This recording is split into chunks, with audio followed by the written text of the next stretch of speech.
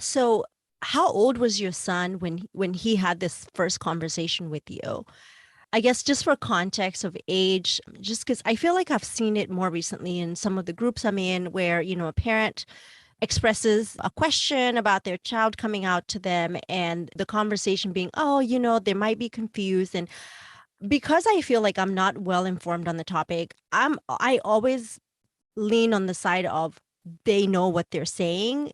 I don't care if they're 2 or 7. And this comes actually from a little conversation. I forget if it was on Oprah years ago, where this little girl at like 6 years old was like, I think I'm a boy. And her parents were so supportive of it. And so for me, I'm like, I would rather err on the side of they're very sure of who they are than think that they're confused. Yeah. So, I mean, I think the short answer is I knew my child was gay when they were 9 months old. That is my truth. And you know what? I like to say people who matter in your life won't mind when you tell them the truth. And those who mind truly don't matter. And so when my child was 9 months old, I told my mom, I said, I think he's gay. And she was like, oh my God, get the holy water and don't say that. And I was like, I know it. The parent usually knows. Whether they admit it or not doesn't change it. And I can't come in your brain and prove that you knew if you tell us you don't, but you know. So I knew. Again, there's gay, which is sexuality, and there's non-binary, which is gender.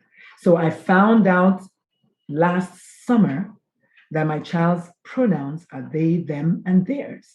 And that was during the graduation from Stanford as the best award-winning student from the college, the entire College of Arts, my own child. And the gentleman kept saying they this and they that. And I was like, dude, how many people are getting the award? I thought it was just you.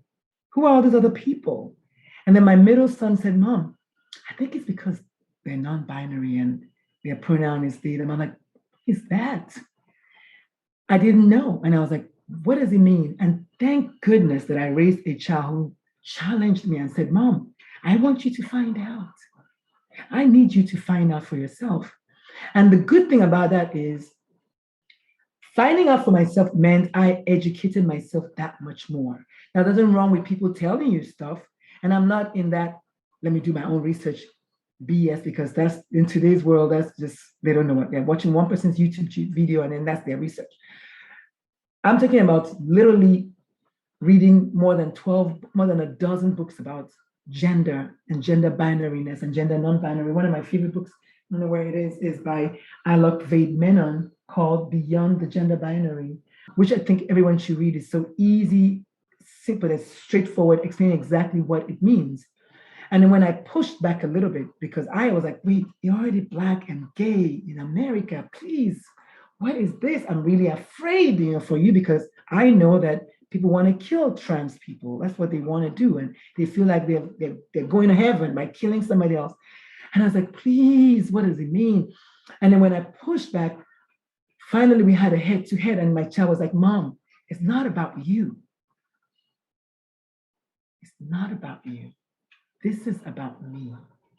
Wow. And if you're not willing to be supportive, then I don't think I want you in my life. Those are the most important words I've ever heard in my life. Sadly, there are enough parents who hear that and say, you know what, then so be it. God already has one father who is extremely homophobic. And I cannot, on the one hand, say I'm a suicide prevention activist, and on the other hand, allow my child to go through this by themselves. And that's why I said, you know what, I'm going to go figure it out for myself. And then I said, wait, if I am struggling with this, then there must be other parents out there, many. And so I said, you know what, well, let's look. And I decided to start my Facebook group, which today we're almost at 2,100 people in 8 months, because there are that many parents out there who don't know, who are scared, who are afraid, who are not doctors, who are not speakers, who haven't done a TED talk where they're talking about suicide prevention. They're just normal people. I'm like, oh my God. And so that is kind of where that started. So the non-binariness was last year. But being gay, I've known since they were a baby. Most children in today's world by the age of 18 months, and yes, quote me on that, 18 months to 2 years at the most, maybe 3, know if they are cisgendered boys or girls. Oh, wow. A boy, you knew you were a girl when you were 2 or 18 months. Because at 6 months or at birth, parents start treating you like one or the other. It's what people do. Gender expression is what the society sees you as and expects you to act a certain way. So parents start feeding you that. Let's buy him blue onesies. Let's buy her dolls. Nobody asked. They just did that. Parents did that. So when you're 18 months, you begin to realize, well, you know what? I must be this kind of person because that's how everybody's expecting me or calling me or whatever, dressing me up.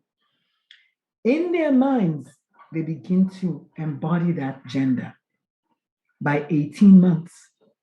Wow. Except nobody's asking, what about the child who is not in that gender that you're trying to raise them?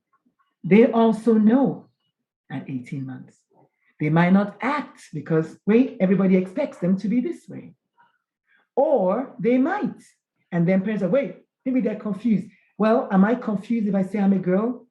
Why don't you ask me if I'm confused? Why are you not thinking that way? Because again, we're programmed. We've been given untruths. We've believed the untruths. Why are you not saying, are you sure you're a boy when you're a boy? Why don't you say that? When 2 kids are playing in the sandbox, a boy and another boy, and the mother says, oh, is that his best friend? They're like, yes. Okay, great. They're playing. When a boy and a girl, maybe they're 5 or 7, whatever. Oh, is that his little girlfriend? The mother's like, I don't know, maybe, I don't know. He kind of likes her. If it's 2 boys playing or 2 girls playing, they're like, oh my God, don't say that. I want people to hear the hypocrisy that is ingrained in our brains. All parents, it's hypocritical. When I start telling a lie, please mute me. Because that is the truth. We're programmed to say to a boy and a girl playing, oh yeah, maybe they're like little girlfriend, little boyfriend at 5 or 6 or 7. Why is that okay if it's not hypocrisy? But when you get to a child who's 3 or 5 and says, I am a boy or I am a girl, the truth is, by the time they start saying it, they've been thinking it for a long time. And as a cisgendered woman, I cannot tell you what it feels like to be a boy. I don't know, because I've never felt that way. And so I can't challenge you if you tell me that you are what you say you are. It's not up to me to challenge you. But again, going back to fear and uncertainty and allowing all this negativeness into our brains, we're like, oh my God, I don't think they're sure. Maybe we should wait till they're 18 or wait till they're, and then the child in the meantime starts getting anxious and depressed and cutting and using drugs. And then what do? Oh, let's take them to the doctor. Let's get them therapy. Let's put them on medication. Forgetting that once upon a time, the child said, but you didn't listen. Yeah, they spoke their Yes, truth. and then this is a consequence. And we're very quick to give them medication very quickly. Oh, the medicine is not working. Increase the dose. Oh, no, let's change the class. Oh, no, the medicine. And then you forget that the child at one point just said, Mom, I'm a boy. Shut up. Don't say that again. That's from the devil. If I ever hear you say that, you're going to hell. So you create this. And then you want to come and be the savior. No point are you listening to the child. So yes, some of the books will say 3 to 5, but like everything else in life is a bell-shaped curve. And you've seen plenty of kids in your lifetime. Some that start early, there'll be some that start late. We do not know until the person speaks their truth. But then when they speak their truth, what do we say? We hush them. So what do you want the child to do? Hence the high rate of suicide. Nobody wants to kill themselves. Nobody truly wants to die. But rather than live in all that toxicity, they would jump because you know what? What kind of life are you offering them? Or when they leave you, they start living in their truth. And they say, you know what? He wasn't gay until he went to college. Really? He couldn't be gay.